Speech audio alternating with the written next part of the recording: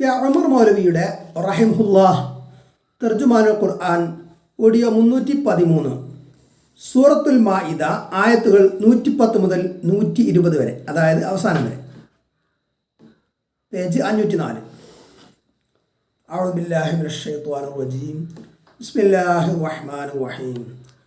إذ قال الله يا عيسى ابن مريم اذكر نعمتي عليك وعلى والدتك إذ أيدتك بروح القدس تكلم الناس في المهد وكهلا وإذ علمتك الكتاب والحكمة والتوراة والإنجيل وإذ تخلق من الطين كهيئة الطير بإذني فتنفخ فيها فتكون طيرا بإذني وتبرئ الأكمه والأبرص بإذني وإذ تخرج الموتى بإذني وإذ كففت بني إسرائيل عنك إذ جئتهم بالبينات فقال الذين كفروا منهم إن هذا إلا سحر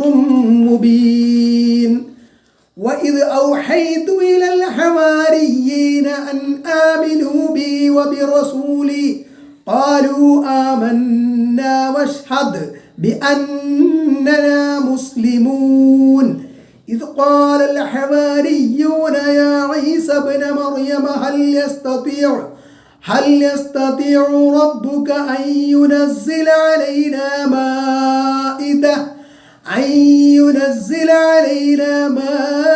مائدة من السماء قال اتقوا الله إن كنتم مؤمنين قالوا نريد أن نأكل منها وتطمئن قلوبنا ونعلم أن قد صدقتنا ونكون عليها من الشاهدين قال عيسى ابن مريم اللهم ربنا أنزل علينا مائدة من السماء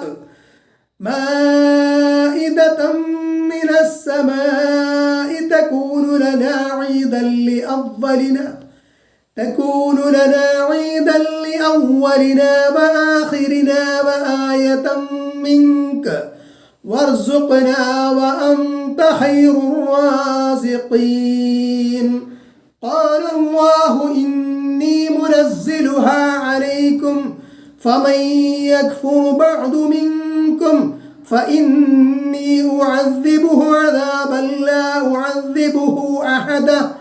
لا أعذبه أحدا من العالمين وإذ قال الله يا عيسى ابن مريم أأنت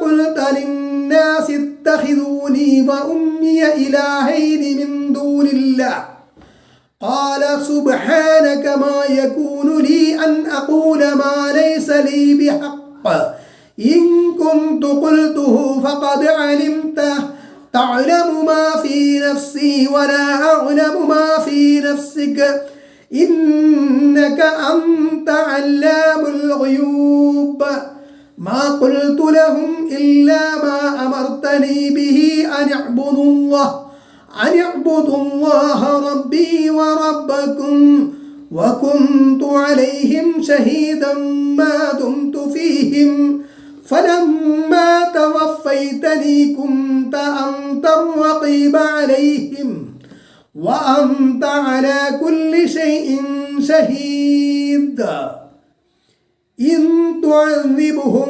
فإنهم عبادك وإن تغفر لهم فإنك أنت العزيز الحكيم قال الله هذا يوم ينفع الصادقين صدقهم لهم جنات تجري من تحتها الأنهار خالدين فيها أبدا رضي الله عنهم ورضوا عنه ذلك الفوز العظيم لله ملك السماوات والأرض وما فيهن وهو وهو على كل شيء قدير.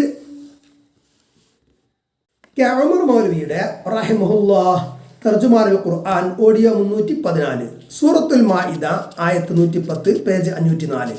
إذ قال الله لعيسى إذ قال الله يا عيسى ابن مريم اذكر نعمتي عليك وعلى والدتك. അള്ളാഹു പറഞ്ഞ സന്ദർഭം, ഓ മറിയമിൻ്റെ മകൻ ഈസ, നിനക്കും നിന്റെ മാതാവിനും ലഭിച്ച എൻ്റെ അനുഗ്രഹം ഓർമ്മിക്കുക. ഇത് അയ്യത്തുക ബിറൂഹിൽ ഖുദുസി, പരിശുദ്ധാത്മാവ് മുഖേന നിനക്ക് നാം ശക്തി നൽകിയ സന്ദർഭം. തുകല്ലിമുന്നാസ ഫിൽ മഹ്ദി വകഹ്ല, തൊട്ടിലിൽ വെച്ചും മധ്യവയസ്കനായ നിലയിലും ജനങ്ങളോട് നീ സംസാരിക്കവേ. പേജ് 505. وَإِذْ عَلَّمْتُكَ الْكِتَابَ وَالْحِكْمَةَ وَالتَّوْرَاةَ وَالْإِنْجِيلَ, ഗ്രന്ഥവും ഹിക്മത്തും തൗറാത്തും ഇൻജീലും നിന്നെ ഞാൻ പഠിപ്പിച്ച സന്ദർഭത്തിലും. وَإِذْ تَخْلُقُ مِنَ الطِّينِ كَهَيْئَةِ الطَّيْرِ بِإِذْنِي, എൻ്റെ അനുമതി പ്രകാരം കളിമണ്ണ് കൊണ്ട് പക്ഷികളുടെ ആകൃതി പോലെ നീ രൂപപ്പെടുത്തുന്ന സന്ദർഭത്തിലും. ഫതൻഫുഖു ഫീഹാ ഫയകൂനു ത്വയ്റൻ ബിഇദ്നി, അങ്ങനെ അതിൽ നീ ഊതുകയും അപ്പോൾ അത് എൻ്റെ അനുമതി പ്രകാരം പക്ഷിയായി തീരുകയും ചെയ്യുമ്പോഴും.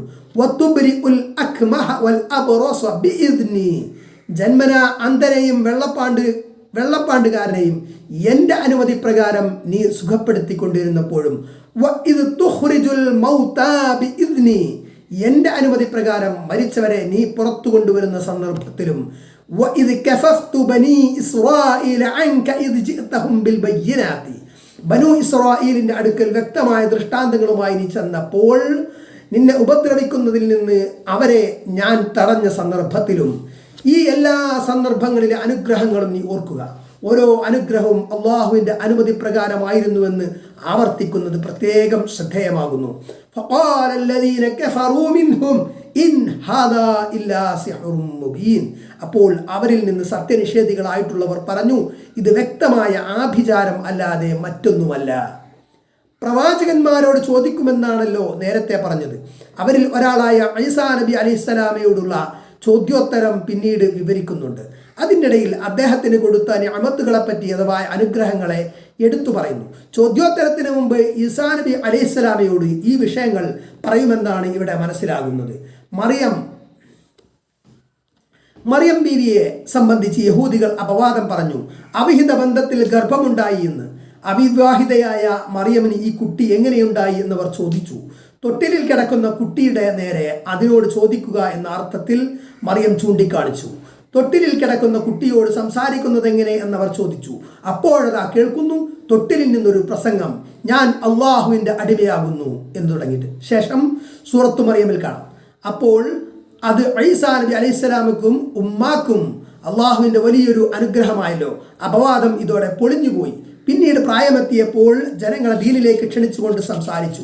ഈ സംസാരങ്ങളിലൊക്കെ റൂഹുൽ ഖുദുസ് അഥവാ പരിശുദ്ധാത്മാവ് അഥവാ വഹീൻ്റെ മലക്കായ ജിബ്രീൽ മുഖേന ഈസാ നബി അലൈഹിസ്സലാമക്ക് അള്ളാഹു ശക്തി നൽകി. പേജ് 506. പിന്നീടുള്ള വിഷയങ്ങൾ ആലു ഇമ്രാൻ സൂറത്തിൽ കുറെ പറഞ്ഞിട്ടുണ്ട്. ബനൂ ഇസ്രായേലിനെ തടഞ്ഞു എന്ന് വെച്ചാൽ ഈസാ നബി അലൈഹിസ്സലാമയെ ക്രൂശിക്കാനും കൊല്ലാനും വന്നപ്പോൾ അത് തടസ്സപ്പെടുത്തി എന്ന് സാരം. ഓരോ കാര്യത്തെ സംബന്ധിച്ചും എൻ്റെ അനുമതി പ്രകാരം എന്ന് ആവർത്തിച്ച് പറഞ്ഞതിൽ നിന്ന് ഈസാ നബി അലൈഹിസ്സലാമക്ക് യാതൊരു അധികാരവും കഴിവും ഇല്ലെന്നും അദ്ദേഹത്തിൻ്റെ ഉദ്ദേശ്യപ്രകാരം യാതൊന്നും നടക്കുകയില്ലെന്നും സർവ്വ കാര്യങ്ങളും അള്ളാഹുവിൻ്റെ കയ്യിലാണെന്നും പ്രത്യേകം ഉണർത്തിയിരിക്കുന്നു. അമ്പിയാക്കൾക്കും ഔലിയാക്കൾക്കും അവരുടെ ഉദ്ദേശ്യപ്രകാരം മുഅ്ജിസത്തും കറാമത്തും കാണിക്കുവാൻ സ്വയം കഴിവുണ്ടെന്ന യാഥാസ്ഥിതികരുടെ വാദം അനിസ്ലാമികമാകുന്നു.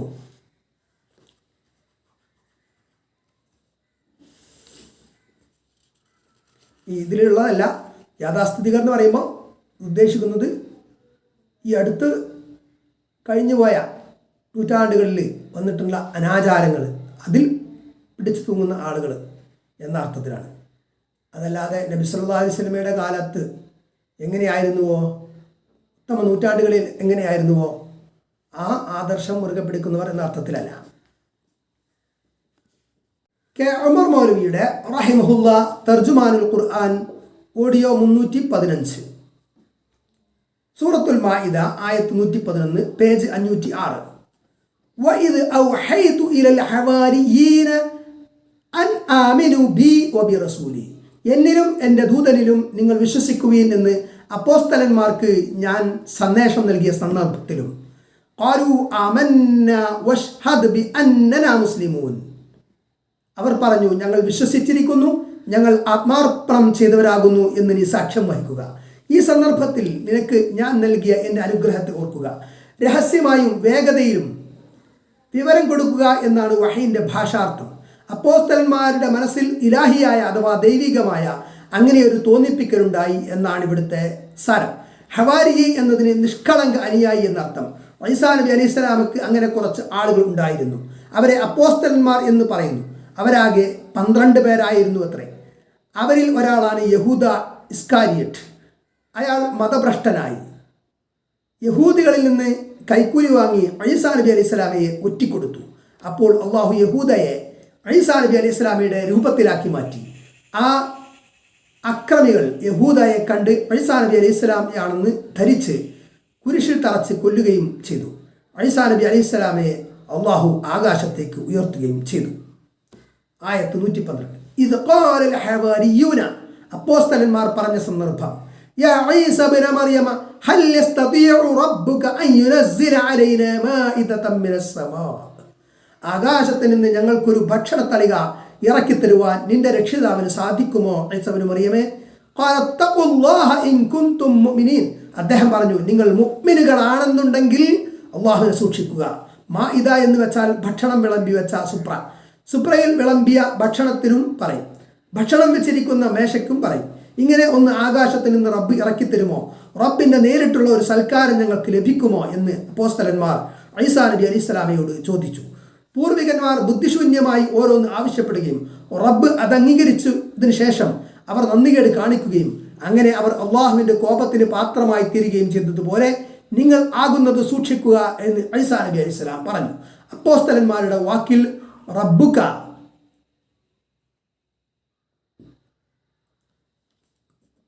റബ്ബുക എന്ന് നിന്റെ റബ്ബ് എന്ന് ഈസാ നബി അലൈഹി സ്വലാമയോട് അവർ പറഞ്ഞത് ശരിയായില്ല. റബ്ബുന, നമ്മുടെ റബ്ബ് എന്നാണ് പറയേണ്ടിയിരുന്നത്. ലോകരക്ഷിതാവിനോടുള്ള അവരുടെ മനോഭാവം ആ പ്രയോഗത്തിൽ നിന്ന് വ്യക്തമാണ്. പേജ് 507, ആയത്ത് 113. ഖാലൂ നുരീദു അൻ നഅകുല മിൻഹാ വതത്മഇന്ന ഖുലൂബുന, അവർ പറഞ്ഞു അതിൽ നിന്ന് ഭക്ഷിക്കുവാനും ഞങ്ങളുടെ ഹൃദയങ്ങൾ ശാന്തമാകുവാനും ഞങ്ങൾ ആഗ്രഹിക്കുന്നു. വനഅലമ അൻ ഖദ് സദഖതനാ വനകൂന അലൈഹാ മിനശ് ഷാഹിദീൻ, താങ്കൾ ഞങ്ങളോട് സത്യം പറഞ്ഞു എന്ന് ഞങ്ങൾക്ക് ബോധ്യപ്പെടുവാനും ഞങ്ങൾ അതിന് സാക്ഷ്യം വഹിച്ചവരിൽ പെട്ടവരാകാനും ഞങ്ങൾ ആഗ്രഹിക്കുന്നു.